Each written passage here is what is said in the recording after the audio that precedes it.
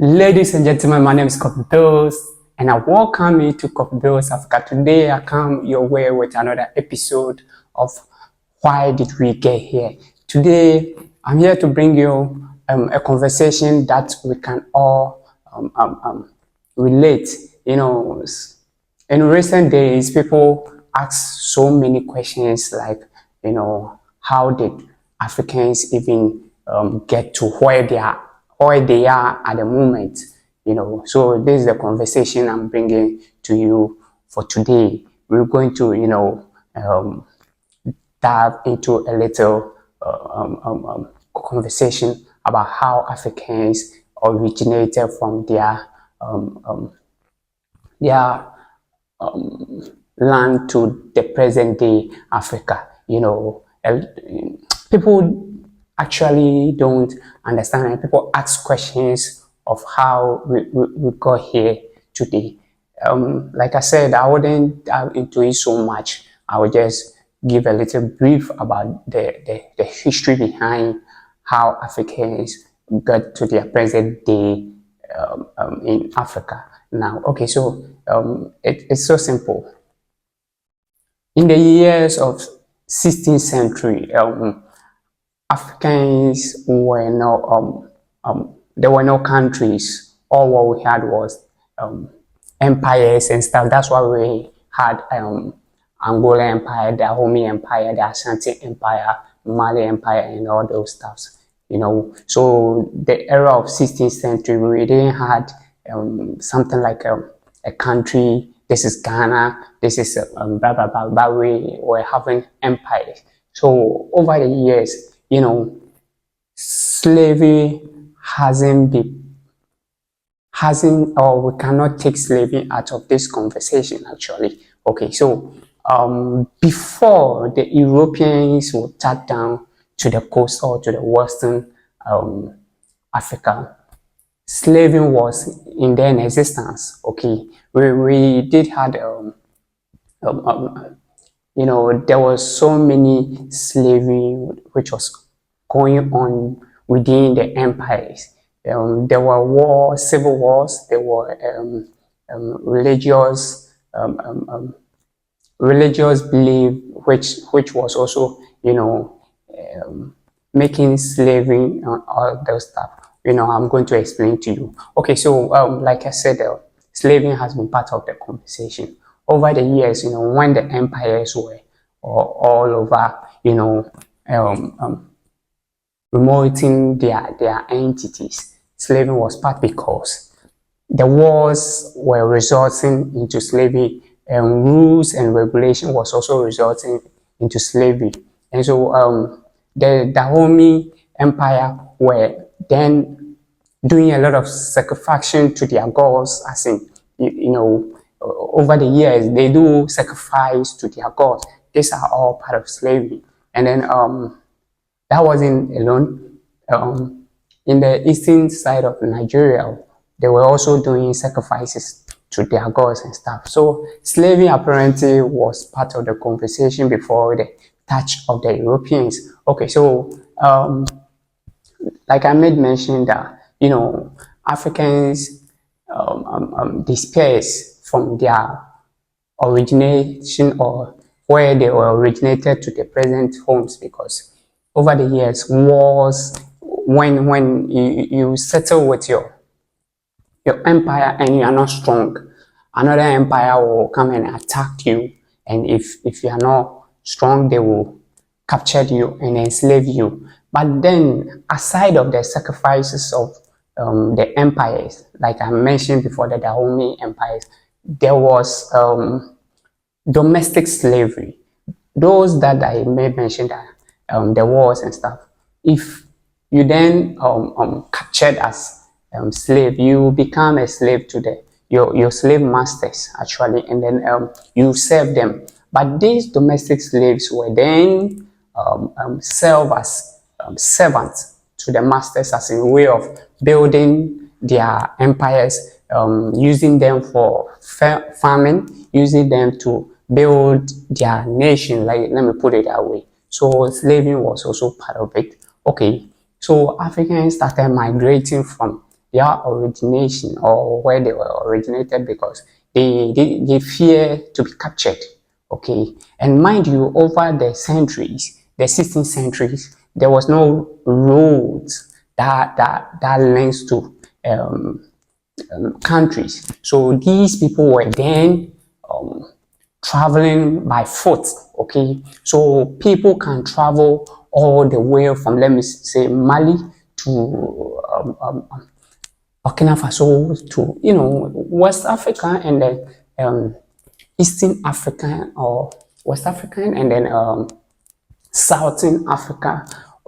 These things were so common in those areas. So people were, fleeing from all angles to settle at their peaceful places. Okay, so people has to travel far places to get their peace or get their peaceful land. So that made Africans to originate from their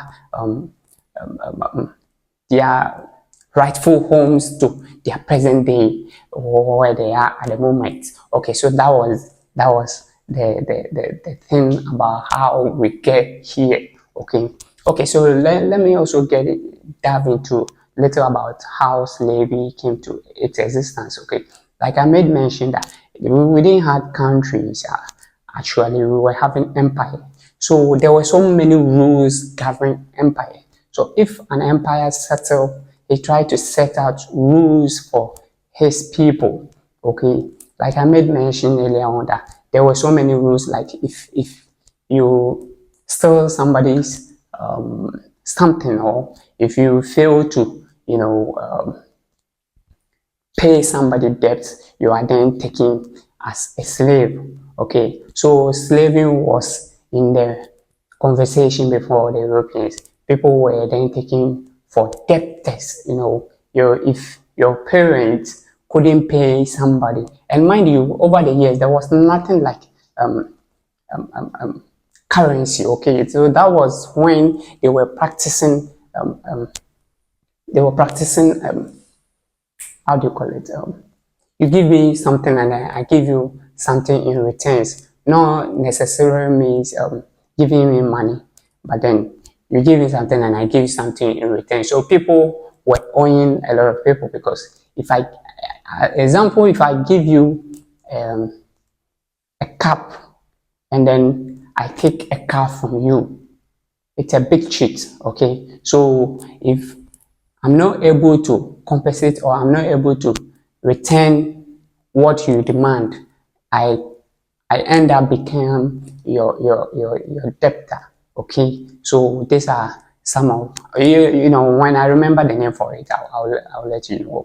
Okay, so these are some of the things that were leading to slavery and stuff. Okay, so when the Europeans touched down to Africa, like the first European, the Portuguese, who arrived at the coast, apparently they were also traveling to the other side of the Africa, and then the history said that they lost their sight, and so they landed at a particular community or a particular land, and then when they got there, language barrier was then a big deal, and so communication was so difficult for them, and so therefore, when they got to the land, they try to communicate with the locals or the indigenous to give them a place. And then when they got to the place, they saw a lot of gold along the coast, and it looks like everybody doesn't care about what the minerals on the shore. And so they named the place Alumina, which is in the Portuguese word Alumina, and which it transpired to become Elimina. Okay, so how Elimina also got its name, it was a Portuguese word, Alumina, which simply means minerals along the coast. Okay, yeah, so how Elimina became the name of what we know at the moment. Okay, so the Portuguese arrived, and like I said, communication was so challenging as a way of communicating with the locals. And so when they touch the land, they then ask a favor from the people or the locals to give them a space or place to, rest because they've lost their sight from the sea. And then apparently, over the years, before you could travel for a long journey, you need to use the sea. That was the only source of transportation. Okay, the only easiest way of transportation was the sea. So when they lost their direction and then they landed at the coast, they asked them to give them a space to, settle. And then they gave them a little portion. And when these thing happen, they try to communicate with them one way or another just to make, a friendship with the locals. Okay. So it went on and on, and then they introduced business. Okay, they introduced business because, like I said, these Europeans did not forcefully enter into people's empires to capture them forcefully and enslave them. It wasn't so, but rather they initiated something that, supported or fueled the slavery. Okay, so I'm going to teach you how it came about. So, when the first Europeans arrived, they did the business as in a way of, exchanging goods. I try to remember that name for the business. Okay, so exchanging goods with the locals. So, they brought in so many materialistic items like the gunpowder, the tobacco, the sardine, the corned beef, the clothes, because mind you, Africans or our forefathers were half naked, which they were using the cow skin or the goat skin for their clothes. And so they brought in cotton clothes, fiber clothes and stuff. And so when they brought all this stuff, it's really sent a message to the locals to also get those stuffs.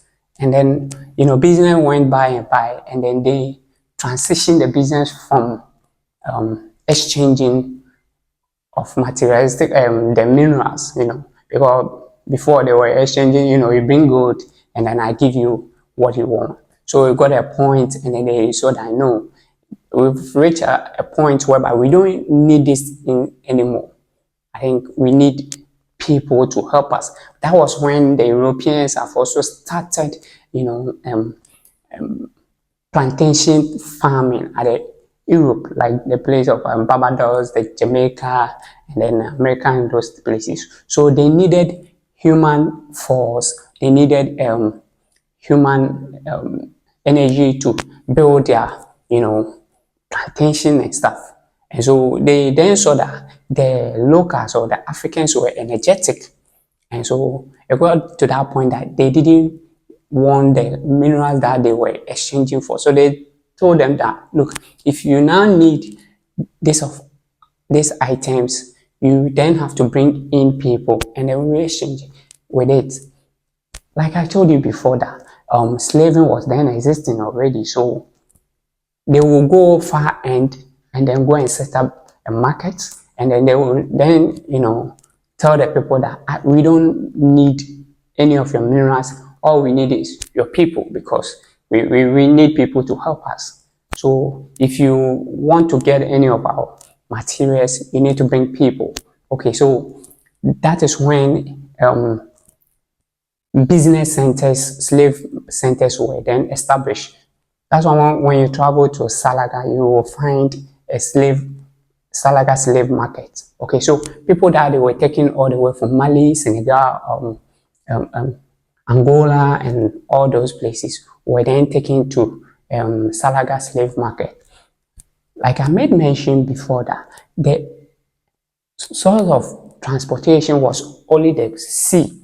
And so it's the reason why when you visit the coast, there were a lot of forts and castles, because when these Europeans arrived, they tried to settle along the coast. Okay, so when you visit Ghana, example, and you want to visit tourist center, you have to travel all the way to the coast. That is where the Europeans are settled. Okay, because that was only sort of transportation, or yes. So Yeah, so those that I've mentioned earlier on, the taking far places to be sold were then by took the journey by foot. Okay, yeah, so imagine people were taken from Senegal. You could just imagine and the kind of torture or for you to walk all the way from Senegal to Ghana. It wasn't an easy thing. Okay, yeah, so people were tortured, people were killed, people went through a lot. So when they back to what I was saying, when they introduced that business, like I said, business or slavery was already existing. People started, you know, trading their slaves, okay, trading their slaves to these materialistic items.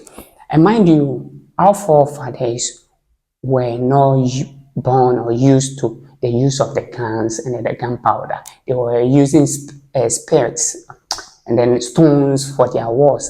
And so when they brought in the guns and gunpowder, these things fuel the wars among the empires. Okay, and so the moment you realize that, hey, my opponents are using deadly weapons, you try to also get the same weapons. Okay, so these are some of the psychological way of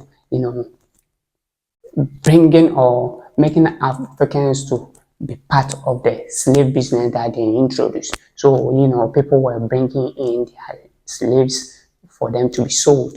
Okay, so people were taken from far end to the coast. So we have to, the empire started trading their slaves, and then wars, and then the civil wars were, going on over and over again. Imagine an empire having over 500 slaves for sacrifices. You could just imagine, and then somebody comes in and say, you don't have to kill these people, bring them, and then come and take this as a return. What do you think will happen? People will trip in with their numbers to come and take whatever you have, as in, you will help me, I help you.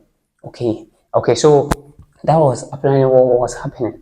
So the business continued. People were taken from far end and then far end to be sold to the slave masters. And as I said, they set up slave businesses or slave markets within the entities. So people were then taken to Salaga slave markets. And then from Salaga slave market, there were slave merchants, or the slave masters over there. So people come and then sold their slaves to these merchants, and then they also embarked the journey to the coast. And before they will get to the coast, there is another um, slave market along the coast called the Asemansu slave market. So that was where the last business was also done. That's where the slaves were made to take their last bath, and then after the merchants have sold them to the slave masters at the market, that's where they branded these slaves. Okay, the branding was actually a hot metal put in a fire, and then they stick into the body of the slave to identify them. So imagine, even when you got little burned by fire, how you feel. But these people were branded by hot metal. They stabbed it into the chest. If you are a male, you are being stabbed into your chest. If you are a female, at your back. And then that was where they were doing the body selection and stuff. Okay, so at Semansu slave market, that was the last business from the merchants or the slave that they were taking from far end to the coast. Okay, so after they have sold at the Asemanso slave market, the business doesn't end there. They are then taken to the coast where the forts and castles are built, depending on the kind of masters who bought you. Okay, the business was between the Europeans of the Portuguese, the British, and then the Danes. That's the Dutch and all that kind of. Yeah, so they were all apparently into the business. Okay, so if you are being bought by the Portuguese, you'll be taken to Elmina. And then if you are bought by the British, you'll be taken to Cape Coast Castle. By the Danes, you'll be taken to Fort William or Fort Amsterdam all along the coast. There were so many forts along the coast owned by these Europeans. Okay, yeah, so depending on the masters who will buy you. Okay, so after they have bought at the Asemanso slave market, the business doesn't end there. They are then taken to the forts and castles along the coast. And over there, that is where they are being kept for a period of time before the ship returns from the Europe. Those apparently who have been taken to the new plantation at the European land, they are being kept over there. So that brought in how the business were then, kept over and over, because they have been kept for almost 1 month or 1.5 months. So every day business is going on. Different people have been added. That's why a number of people were kept in the dungeons. Okay, that's the reason why a number of people were kept in the dungeons. So inside the forts or castles, the slaves were divided. Some were taken, the female were taken to the female dungeons, and then the male were also taken to the male dungeons. Okay, so over the period, our forefathers were not, like, let me say, look at me, they were apparently not like us. They were giants. They were energetic. They were strong, and so they were subjected into this maltreated or this maltreation, because the Europeans were there, even though they have the equipment or the weapons, they were still afraid of them. So they subjected them into this maltreating, because they were scared these people will attack them, as in a way of weakening them. Okay, yes. So inside the dungeon, you wouldn't be given food like your usual food at 3 times. You'll be given something light and just to sustain you, not to die, like the bread. So imagine 1,000 people kept in a room, and then you are being served with bread. You could just feel it, as in a way of weakening these people, not to attack them. That's the real truth about this whole situation. Okay, so those that inside the dungeon, they prove, or those that they were brought to the castle and then they prove aggressively, they were then also taken from the normal dungeon to another dungeon called the condemned cells. Okay, they were taken to that cells as condemned. Just hear the name, the condemned cell. Inside the condemned cell, you wouldn't be given food nor water for some period of time. Okay, so imagine you taking all the way from a very far distance to the castle, and you are subjected to such malnutrition or such situation. You might not survive it. But I tell you, our forefathers or the locals or Africans were very strong. So some survived this kind of treatment. Okay, so inside the dungeon, those that they were lucky, then they didn't die inside the condemned cell. They were then brought out and then joined their people at the normal dungeon. Okay, mind you, slavery is, like I made mention before, that slavery didn't really happen at the coast. Okay, but what they did in a way to make the coast also got themselves into the business is what I'm come to tell you. I mentioned earlier on, slavery was in existence. Okay, so when they got to the coast, they set up rules, to govern themselves, and so they become the masters of the land. And so the domestic slavery which was going on among the locals or the Africans, they were also added to the slaves. All right.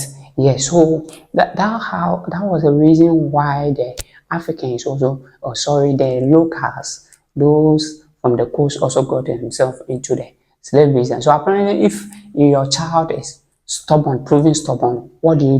You just take him to the masters and then show him or her to them and take whatever you want. So that made the locals to also got themselves into the business as well. Um, Imagine if you are owing somebody and you cannot pay, what do? The person will just come and take your children, and then of course, when sold this case to the masters and take whatever you want. Okay, so that was how the locals also got themselves into the business. But the funny or the interesting part of it all is that, when these people were taken to the masters, some of the masters apparently slept with the female. Okay, so when they, and of course people resisted from, try to resist the masters from that are at the raping stuff, as in, they wouldn't give themselves to these masters. And if you are not lucky, you'll be killed. But if you are lucky and then the master really want to have the thing with you, he will also go and put you at the condemned cells as well. Okay, so those that they give out their self and they allow the masters to have the thing with them, they had it with them. And if you are fortunate and then you get pregnant and then apparently your pregnancy, shows, you'll be moved out from, when the masters want to, have the thing with you, they will move you from your people and then you'll be kept at a different place until you give birth. And somebody will ask, how did they give birth? There were priests inside the local. So when you get pregnancy and then they actually want you to give, they handle you to the priest for you to give birth. And you should mind you, if you are born by a slave mother, your child becomes a slave. Okay, that was the story. If you are born as a slave, oh yes, your child also born to become a slave. And that was how. But if your child become a slave, he's then taken by these slave masters. There will be a mixed race over here. Okay, so the masters will apparently take the child and then train him for him to also become another master, as in a way of serving the masters. Okay, so your child doesn't become a master of his own, no, he's then serving the slave masters. So it's the reason why when you get to the coast have this um, um, um, foreign names. You could hear names like Ferguson, you could hear names like